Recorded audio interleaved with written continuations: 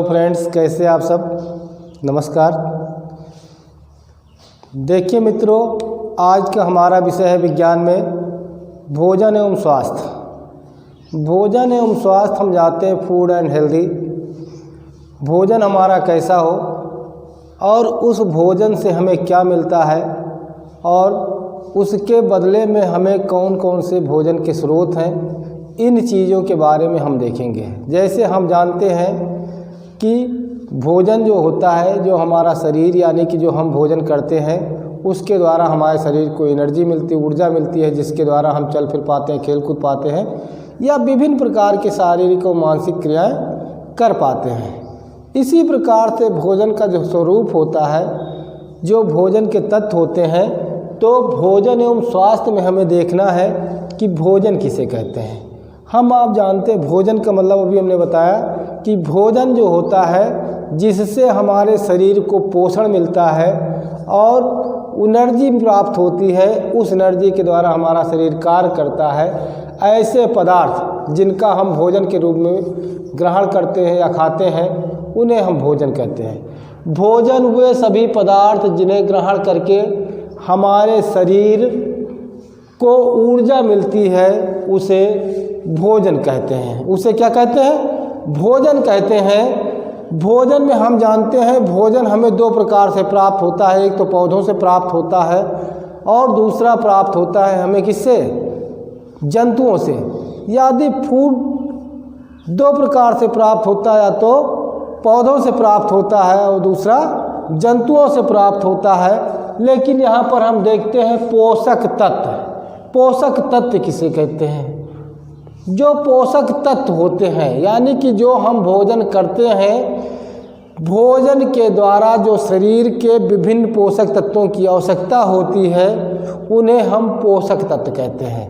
पोषक तत्व का मतलब होता है, जैसे हम आप सुनते हैं कि कार्बन है, प्रोटीन है, लिपिड है और कार्बोहाइड्रेट है, विटामिन है, खनिज लवण है। ये सब पोषक तत्व के ही रूप होते हैं। उसमें हम देखते हैं पोषक तत्व। भोजन में कुछ ऐसे तत्व होते हैं जो शरीर को शक्ति तथा शरीर की वृद्धि एवं विकास के लिए आवश्यक होते हैं। इन तत्वों को पोषक तत्व कहते हैं। इन तत्वों क्या कहते हैं? पोषक तत्व कहते हैं। इन तत्वों क्या कहते हैं? पोषक तत्व कहते हैं। फिर आगे देखते हैं भोजन के कार्य, यानी कि भोजन जो है वो क्या कार्य करता है। भोजन क्या कार्य करता है? आप जानते हैं कि जो भोजन लेते हैं वो शरीर में पहुंच करके क्या काम करता है। तो सबसे पहले देखते हैं शरीर के तापमान को बनाए रखना, यानी कि जो हमारा शरीर होता है उसका टेम्परेचर निश्चित होता है, उससे ज़्यादा या कम होता है तो हम कहते हैं कि हमसे बुखार हो गया है, हमारा सर दर्द हो रहा है। इन सब चीज़ों को मेंटेन करने के लिए सबसे पहले क्या करता है? शरीर के तापमान को वो बराबर रखता है, बनाए रखता है, शरीर को ऊर्जा व शक्ति प्रदान करता है। आप जानते हैं जो भोजन लेते हैं उसी से हमें शरीर को ऊर्जा मिलती है और शक्ति प्राप्त होती है। और मांसपेशियों को सक्रिय रखना। आप जानते हैं जब मांसपेशियां सक्रिय कब रहेंगी? जब उसके अंदर एनर्जी होगी, भोजन होगा, उसके बाद ही वो कार्य करेंगी, सक्रिय रहेंगी। फिर आता है शरीर के विभिन्न रोगों से रक्षा करते हैं।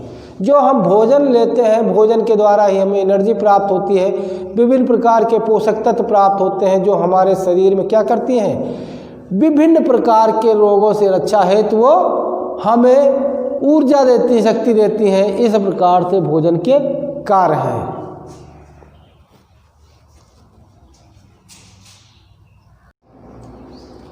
चलिए अब देखते हैं भोजन के स्रोत। अभी बताए थे कि भोजन के स्रोत में क्या है कि पौधे और जंतु हैं। पौधे और जंतु हैं। हम जो भी भोजन करते हैं या तो भोजन से प्राप्त करते हैं, किससे? पौधों से, या किससे प्राप्त किया जाता है? जंतुओं से।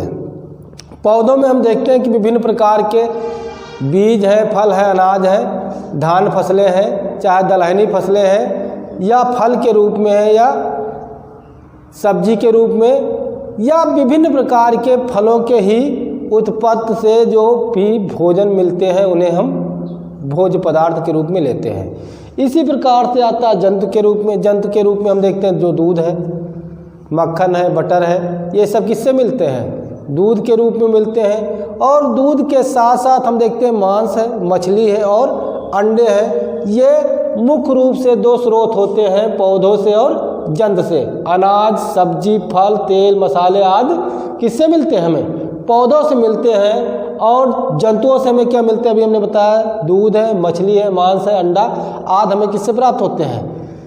जंतुओं से प्राप्त होते हैं।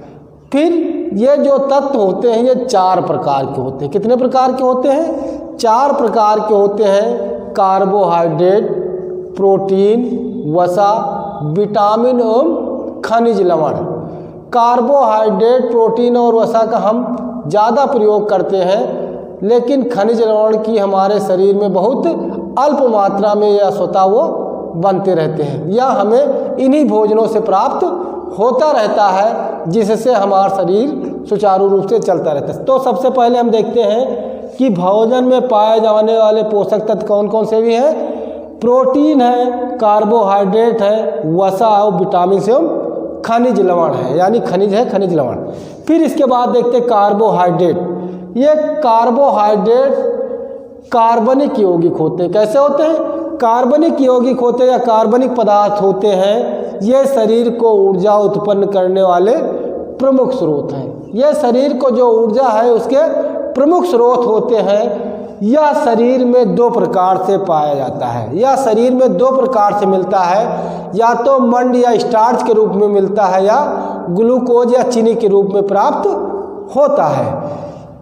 यह शरीर में 2 प्रकार से प्राप्त होता है। पहला मंड या स्टार्च के रूप में, तथा दूसरा चीनी अर्थात ग्लूकोज के रूप में होता है। जो भी हम पदार्थ खाते हैं, जो भी भोज्य पदार्थ खाते हैं, उसमें मंड या स्टार्च के रूप में मिलता है, या फिर ग्लूकोज चीनी के रूप में मिलता है। दूसरा आता है कि कार्बोहाइड्रेट के स्रोत। ये स्रोत कौन कौन से हैं जिससे हमें कार्बोहाइड्रेट मिलते हैं?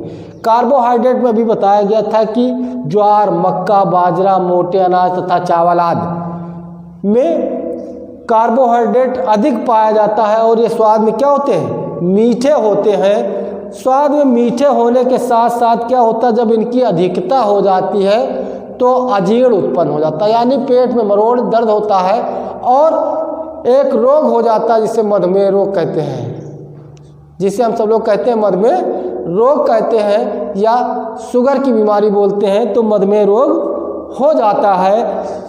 और यदि इनकी कमी होती है तो इनकी कमी से शरीर का वजन कम हो जाता है और शरीर में दुर्बलता आ जाती है। इस प्रकार से हम कार्बोहाइड्रेट के बारे में जाने।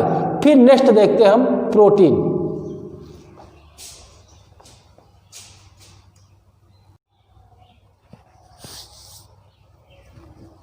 चलिए अब देखते हैं प्रोटीन। आप जानते हैं जो प्रोटीन होता है वो शरीर में हमें, जैसे लोग कहते हैं कि चना चबाइए, दूध पीजिए, फल खाइए, तो प्रोटीन के जो मुख्य स्रोत होते हैं वो स्रोत है दलहनी फसलें।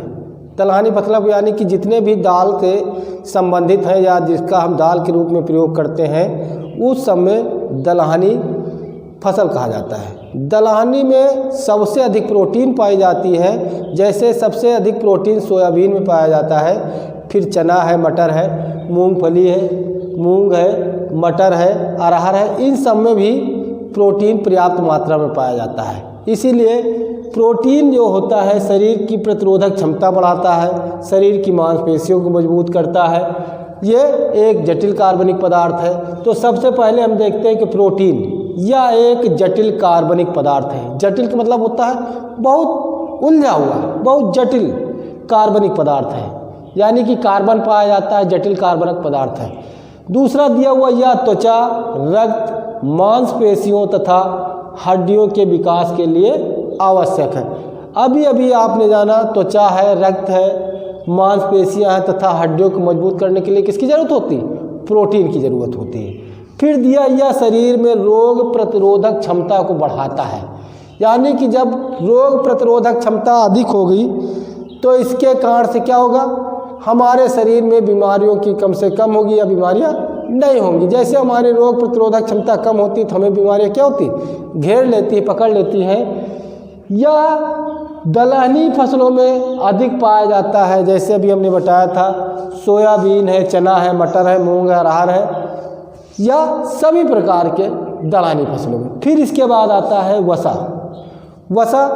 वसा जो है ये क्या करता है, वसा को हम जानते हैं जिसे कहते हैं फैट। किसी आदमी बहुत मोटा हो जाता है, उसका पेट निकल आता है, तो वसा की मात्रा को कम से कम प्रयोग करना चाहिए। और वसा शरीर के लिए एनर्जी भी देता है, सब कुछ करता है, लेकिन यह शक्तिदायक ईंधन कहा जाता है, इसे शक्तिदायक ईंधन कहा जाता है। यह वनस्पति तेल मूंगफली, सरसों, सोयाबीन, नारियल आदि के तेलों में पाया जाता है। यह जितने भी तिलहनी यानी तेल देने वाली फसलें हैं उनमें पाया जाता है, यानी कि वनस्पति तेल जितना होता है, जैसे सरसों है, मूंगफली है, सोयाबीन है, नारियल है आदि में पाया जाता है। फिर इसके बाद आता है यह अंडे, मांस, मछली, दुग्ध उत्पाद वसा के जंतु स्रोत हैं। हम आप जानते हैं जंतुओं के जो स्रोत हैं वो कौन कौन से हैं, अंडे हैं, मांस, मछली और दुग्ध उत्पाद से भी वसा जंतुओं के स्रोत से मिलते हैं। यह शरीर को ऊर्जा व गर्मी प्रदान करता है। यह शरीर क्या करता है, गर्मी प्रदान करता है, ऊर्जा प्रदान करता है, लेकिन अगर इसकी अधिकता हो जाती है तो पेट संबंधी कई बीमारियां हो जाती हैं, जिससे हमारा पाचन क्या हो जाता है, असामान्य हो जाता है और हमें कई प्रकार की बीमारियां हो जाती हैं। आज के वीडियो में यहीं तक, फिर नेक्स्ट वीडियो में मिलते हैं। जब तक के लिए जय हिंद, जय भारत।